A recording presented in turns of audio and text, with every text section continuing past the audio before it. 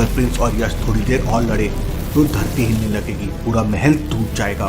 तभी वहाँ अचानक साधु आ जाते हैं और यश और प्रिंस के बीच में खड़े हो जाते हैं। चारों तरफ बिजली कड़कने लगती है। यश और प्रिंस एक दूसरे को देखने लगते हैं। तुम लोग दुश्मन नहीं बल्कि दोस्त हो, खुद को पहचानो। फिर साधु यश को बताते हैं कि प्रिंस भी बहुत बड़ा घोस्ट हंटर है और हमेशा अच्छाई का साथ देता है। लेकिन साधु महाराज, इसने फिर मेरे दोस्त किट्टू को क्यों मारा? मैं इसे नहीं छोड़ूंगा। होश में आओ यश, प्रिंस को किट्टू भूत लगा इसलिए उसे पकड़ लिया। उसे किट्टू के बारे में नहीं पता होगा।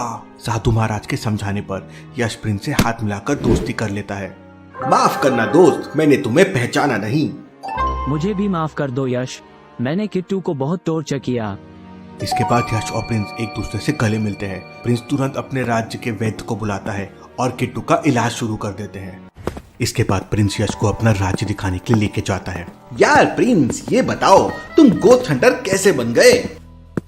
तब प्रिंस बताता है कि उसके पापा भी गोस्ट हंटर थे लेकिन उन्हें मार दिया गया। प्रिंस के पापा चाहते थे कि प्रिंस इन सब चीजों से दूर रहे। प्रिंस भी गोस्ट हंटर बन गया। प्रिंस ने खुद से तपस्या करके और उसके पापा की बुक्स पढ़ के गोस्ट को पकड़ना सीख लिया है। और जो प्रिंस के पास तलवार है वो उसके पापा की है। प्रिंस के पापा के मरते ही भूतों ने उसके राज्य पर कब्जा कर लिया था, लेकिन प्रिंस ने अकेले के दम पर सारे भूतों को हरा दिया और वापस अपने राज्य को पा लिया। प्रिंस के पापा की कहानी सुनकर यश की आंखों में आंसू आ जाते हैं।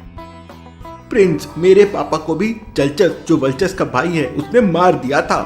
मेरे पापा भी गोस्ट हंटर थे। तब यश प्रिंस को बताता है कि वल्चस गोस्ट यूनिवर्स का किंग है और वो दुनिया पे राज करना चाहता है। वल्चस सारे इंसानों को मारकर भूत बनाना चाहता है और मुझे वल्चस को हराने के लिए 5 स्टोन्स चाहिए जो दुनिया के अलग अलग जगह पर रखे हुए हैं। उन लोगों ने जब पापा को मारा था उसी दिन मैंने कसम खा ली थी कि मैं भी बड़ा होकर गोस्ट हंटर बनूंगा। लेकिन तुम्हारी ये तलवार इतनी शक्तिशाली कैसे है?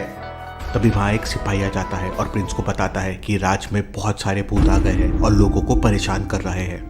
भूतों ने लोगों के घर तोड़ दिए थे और सारे बर्तन इधर उधर फेंक रहे थे, बच्चों को डरा रहे थे, लोगों को मार रहे थे। ये देखकर प्रिंस को बहुत गुस्सा आ जाता है। प्रिंस अपनी तलवार निकालता है और भूतों को मारने लगता है। यश भी अपनी गन से भूतों को पकड़ने लगता है।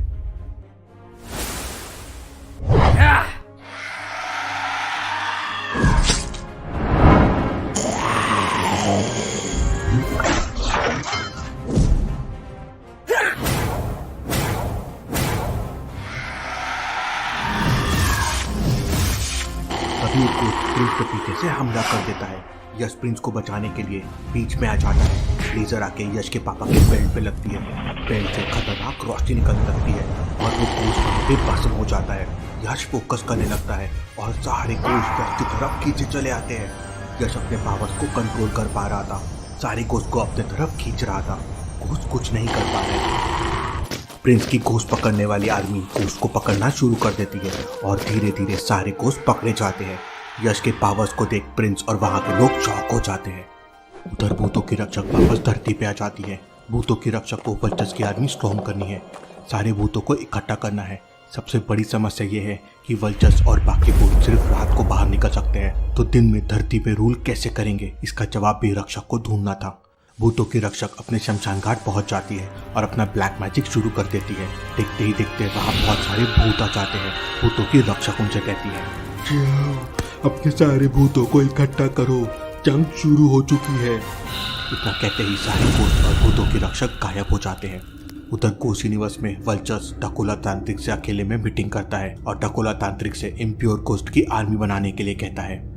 वल्चस ने धरती के हर कोने में इम्प्योर गोस्ट फैला रखे हैं। इम्प्योर गोस्ट आधे इंसान होते हैं और आधे गोस्ट होते हैं। वल्चस कई सालों से धरती पर इम्प्योर गोस्ट बना रहा है क्योंकि गोस्ट यूनिवर्स के भूत केवल रात के समय धरती पे आ सकते हैं। इसलिए इम्प्योर गोस्ट दिन के समय में धरती की इंफॉर्मेशन गोस्ट यूनिवर्स में सेंड करते हैं। इम्प्योर गोस्ट का काम दिन रात जलमणि और बाकी 4 स्टोन्स को ढूंढना है। ये लोग इंसानों के बीच रहकर इन स्टोन्स को ढूंढ रहे हैं।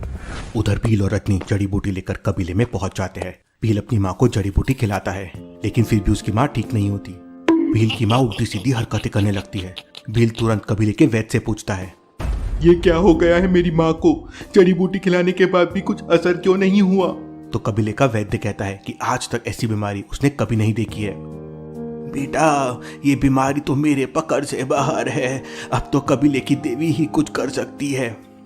धीरे धीरे भील की माँ की तबीयत और बिगड़ने लगती है। भील को कुछ समझ नहीं आ रहा था कि वो क्या करे। मुझे यहाँ एक घोस्ट के होने का एहसास हो रहा है। लेकिन कहाँ, कहीं मेरे अंदर तो नहीं। रजनी पूरा फोकस करने लगती है और भील की माँ के अंदर से भूत बाहर आने लगता है। भील की माँ के अंदर भूत चला गया था और सबको लग रहा था कि भील की माँ बीमार है। रजनी अपना पूरा जोर लगा देती है और भूत की पावर को अपने अंदर खींच लेती है। भूत बाहर निकल आता है और फिर भील की माँ ठीक हो जाती है। वाह रजनी, तुम अपने आप को कंट्रोल करना सीख रही हो और तुम्हारे अंदर भूत